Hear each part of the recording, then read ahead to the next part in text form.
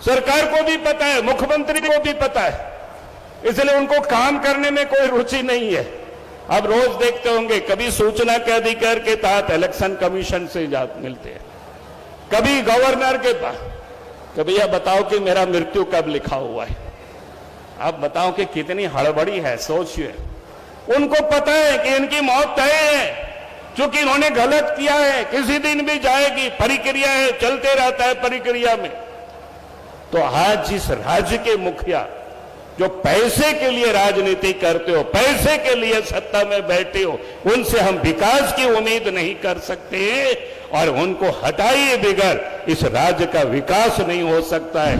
आज देश के प्रधानमंत्री जी भी कहते हैं कि नरेंद्र मोदी जी का जो एक शब्द है कि शब्द का साथ, सबका विकास, सबका विश्वास और ये सबका प्रयास, यानी इस मूल मंत्र को अगर जमीन तक उतारना है तो यहां जो उपस्थित हम सब, यहां जनप्रतिनिधि, हम सब लोगों का यह दायित्व बनता है। और इसलिए मैं आप सभी कार्यकर्ता बहनों और भाइयों से, उपस्थित जनप्रतिनिधि बहनों और भाइयों से मैं यही निवेदन करता हूं कि हम सबको लगना है और इस काम को करना है। और काम पंचायत में या निचले स्तर पर कितना काम होता है बाकी आप सब लोग जानते हैं, लेकिन सामान्यतः मैं थोड़ी बातें जरूर कहूंगा। जैसे गांव घरों में जो रहते हैं जरूरतमंद लोग हैं, उन्हें राशन मिलना चाहिए। इसके लिए हमें हमेशा सतर्क रहना चाहिए, क्योंकि आज जिस प्रकार से यहां सरकार है, लुटेरी सरकार है। कई एक जिलों में तो जा करके ये पता चलता है महीनों से नहीं मिला है लोगों को। साहेबगंज जिला हम गए थे और वहां के लोगों ने पहले आवेदन दिया था, यहां हमने सरकार को आवेदन दिया था। उसके बाद हम जब वहां गए थे तो डीसी वहां मिलने आए और हमने उनसे पूछा,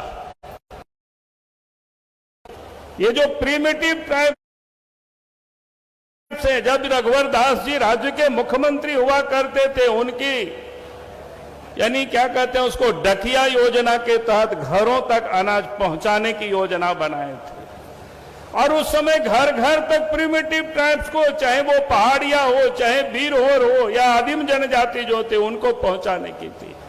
लेकिन आपको सुन करके आश्चर्य होगा, यहां लोग आए होंगे उस पटना ब्लॉक के लोग, यानी पूरे नवंबर से लेकर के पिछले महीना तो गए थे, उस समय तक वहां लोगों को अनाज नहीं मिला।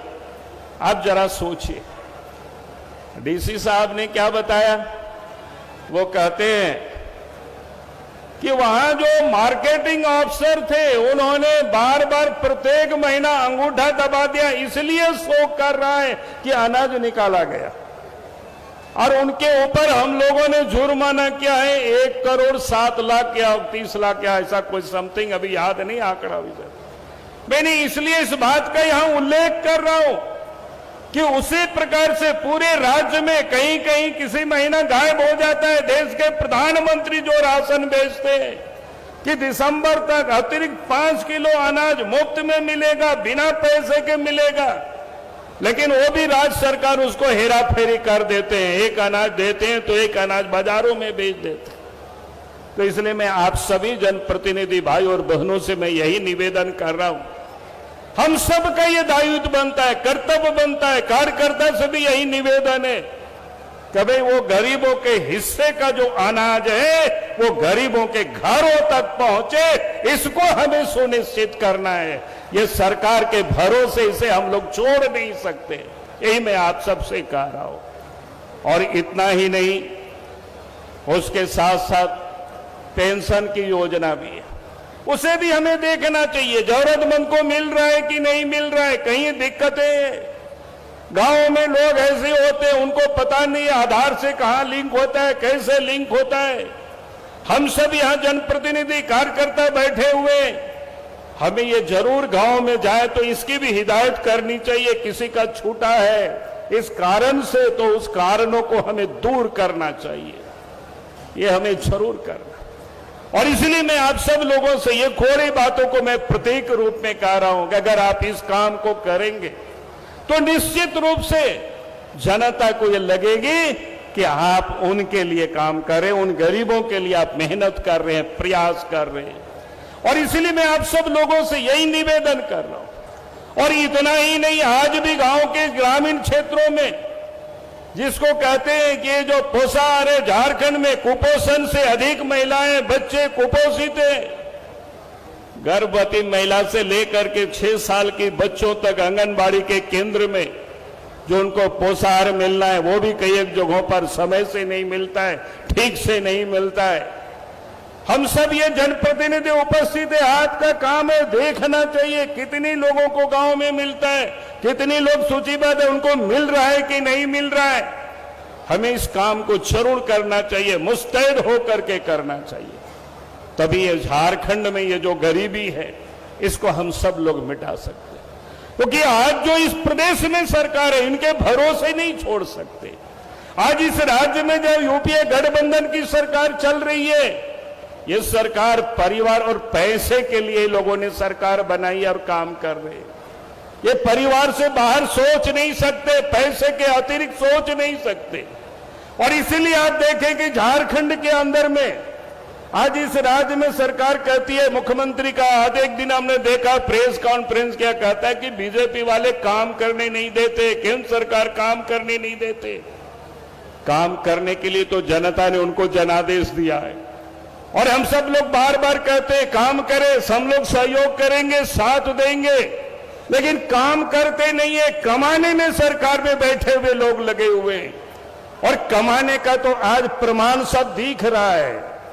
पिछले दिनों आपने देखा उनके सचिव के घर ठिकानों पर करोड़ों रुपया मिला। आज उनके शागिर्द जो बिचौलिए थे, दलाल थे, वो सारे जेल में। वो लोग क्या क्या कारनामे किए, किसी से छुपा हुआ नहीं है। आज तो हेमंत सोरेन जी बताते नहीं है उनके साथ क्या संबंध है, कैसे संबंध है। और इसलिए मैं आप सब लोगों से यही कह रहा हूं, आज जो इस राज्य के अंदर में आप तो 3 साल सरकार को बने हुए होने को चला है और 2-2.5 महीना बचा हुआ है, लेकिन 3 वर्षों में अगर आप देखें, ग्रामीण क्षेत्र चले जाइए, ग्रामीण अंचलों में कहीं कोई सड़कें जो बनी हुई थी वो भी टूट गई। नए बनाने की बात तो छोड़ दीजिए। पूरे 3 साल में कहीं कोई काम नहीं हुआ, यानी कहीं कोई सड़कों की काम नहीं हुआ। थोड़ी अच्छी होती तो हम समझते सरकार कर रही है, लेकिन कहीं काम किया नहीं।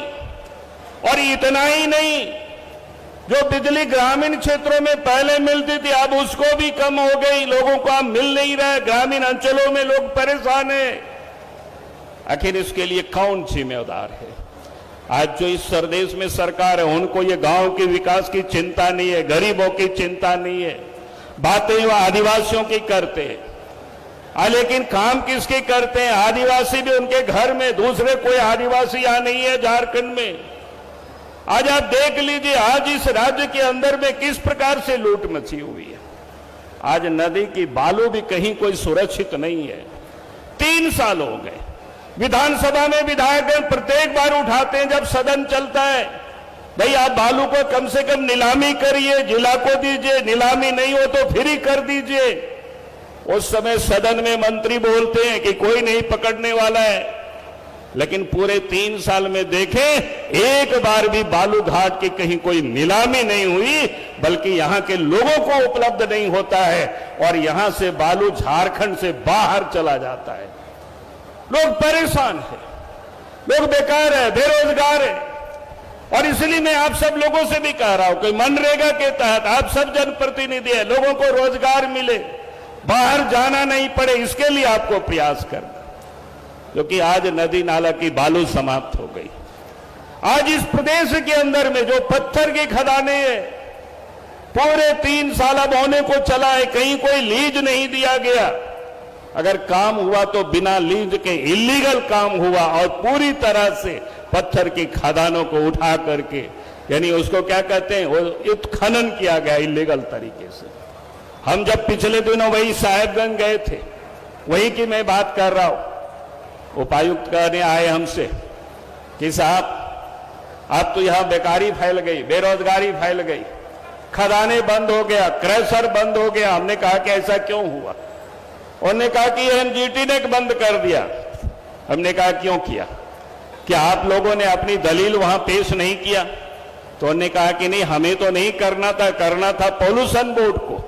हमने कहा कि पॉल्यूशन बोर्ड क्यों गया नहीं? तो कहा कि हमें पता नहीं है।